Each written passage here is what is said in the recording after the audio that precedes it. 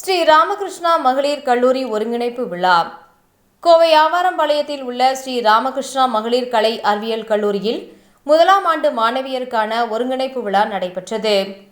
SNR sons அறக்கட்டளையின் நிர்வாக அரங்காவலர் திரு D. Lakshmi Narayanasamy அவர்கள் நிகழ்ச்சிக்கு தலைமை தாங்கி பேசும்போது, தேசிய அளவிலான பல்வேறு ஆய்வுகளில் கல்லூரி பெற்ற சிறப்புகளை குறிப்பிட்டார். கல்வி என்பது அறிவை பெறுவதோடு படைப்பாற்றல், சாதுரியம் போன்ற பல்வேறு திறன்களை பெறுவதற்கு இருக்க வேண்டும். வாழ்க்கை முழுவதும் தொடர்ந்து கற்பதற்கான ஆர்வத்தை தூண்ட வேண்டும் என்றார். நிகழ்ச்சியில் சிறப்பு விருந்தினராக சென்னையில் உள்ள சாஸ்திரா பல்கலைக்கழகத்தின் இயக்குனர் மற்றும் இந்தோ ஜப்பானியா G20 சிறப்பு பேராசிரியருமான முனைவர் சுதா சேஷன் அவர்கள் கலந்து கொண்டு பேசும்போது, மாணவிகள் தங்களுக்கான குறிக்கோள்களை தாங்களே தீர்மானித்துக் கொண்டு அதை அடைவதற்கு தொடர்ந்து முயற்சி செய்ய வேண்டும் என்றார்.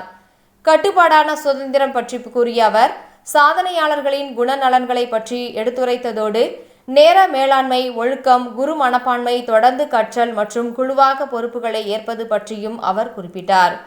கல்லூரி முதல்வர் முனைவர் கி. சித்ரா அவர்கள் கல்லூரியின் சாதனைகளையும் பல்வேறு துறைகளில் மாணவியர்கள் பெற்ற வெற்றிகளையும் குறிப்பிட்டு, கல்லூரி வாழ்வில் அடியெடுத்து வைக்கும் மாணவியரை வாழ்த்தி வரவேற்றார்.